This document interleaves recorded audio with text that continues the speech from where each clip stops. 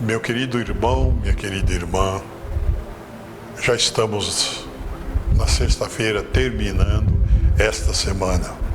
Hoje eu vou conversar com vocês sobre o evangelho que vai ser lido no domingo.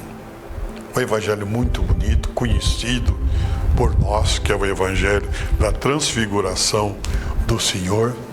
É um evangelho que tem mensagens muito bonitas para que a gente faça uma boa reflexão.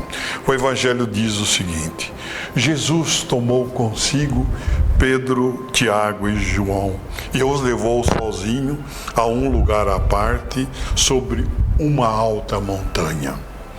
E transfigurou-se diante dele. As suas roupas ficaram brilhantes e tão brancas que nenhuma lavadeira sobre a terra poderia alvejar. Apareceram-lhe Elias e Moisés e estavam conversando com Jesus. Então Pedro tomou a palavra e disse: Mestre, é bom ficarmos aqui. Vamos fazer 3 tendas, uma para ti, outra para Moisés e outra para Elias. E Pedro não sabia o que dizer, pois estava todos com muito medo. Então desceu uma nuvem e os encobriu com a sua sombra. E da nuvem saiu uma voz: Este é o meu filho amado, escutai o que ele diz. E de repente, olhando em volta, não viram mais ninguém, a não ser somente Jesus com eles. Ao descerem da montanha, Jesus ordenou que não contasse a ninguém o que tinha visto até que o Filho do Homem tivesse ressuscitado. E eles observaram esta ordem, mas comentavam entre si o que queria dizer ressuscitar dos mortos. É um trecho do Evangelho muito conhecido, não é? Muito bonito, que Jesus,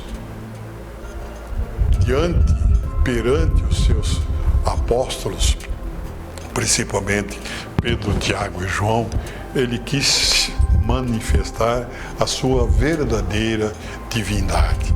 Olha, tanta coisa linda que nós temos aqui. Jesus subiu a montanha. É muito comum a gente ouvir, ler esse trecho, montanha. Montanha porque a gente fica mais perto do céu e eles querem dizer que nós estamos mais perto de Deus. E ali nessa montanha Jesus se transfigurou. Quer dizer, mostrou verdadeiramente a sua divindade.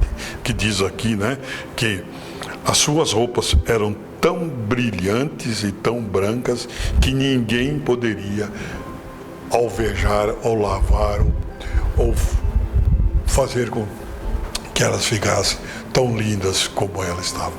E ao mesmo tempo apareceu Moisés e Elias, né, conversando com ele.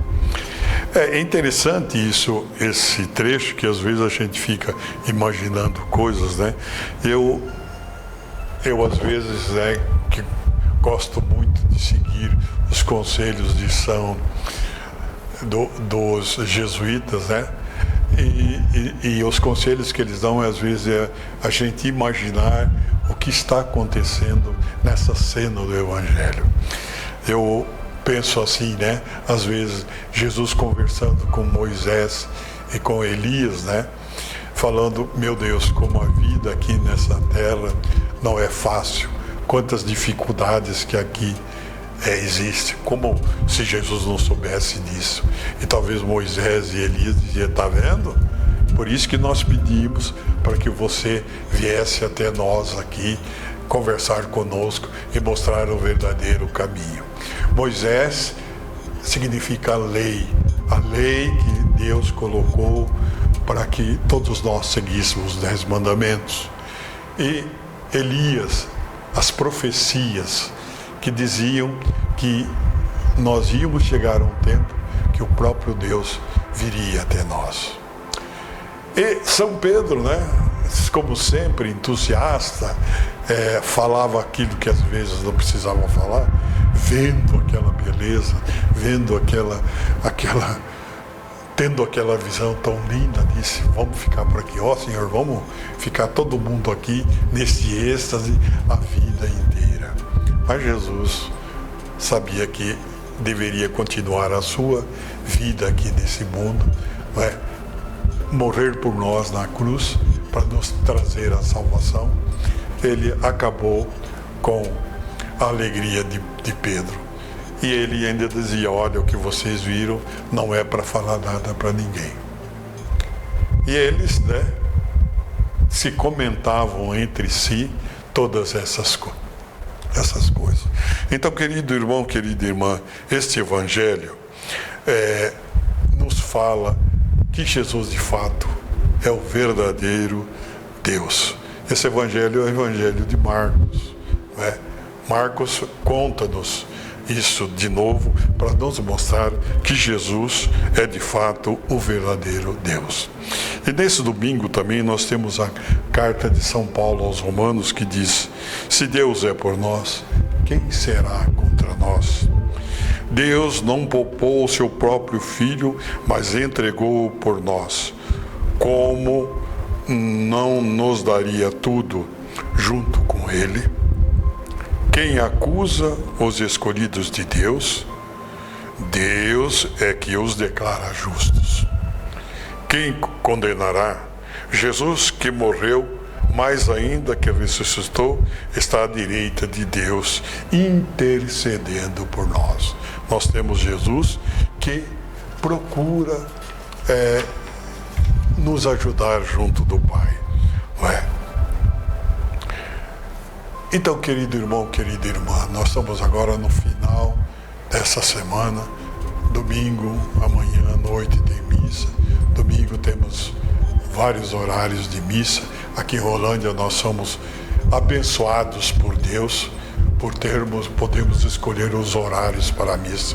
Saiba, irmão, que no Brasil há mais celebração da palavra do que Santa Missa. Pessoas que não são sacerdotes, que vão ler o Evangelho, distribuir a Sagrada Comunhão aos cristãos, aos católicos, porque não existem sacerdotes naquele local onde eles estão. Que a bênção de Deus desça sobre cada um de vocês, Deus que é Pai, Filho e Espírito Santo. Amém.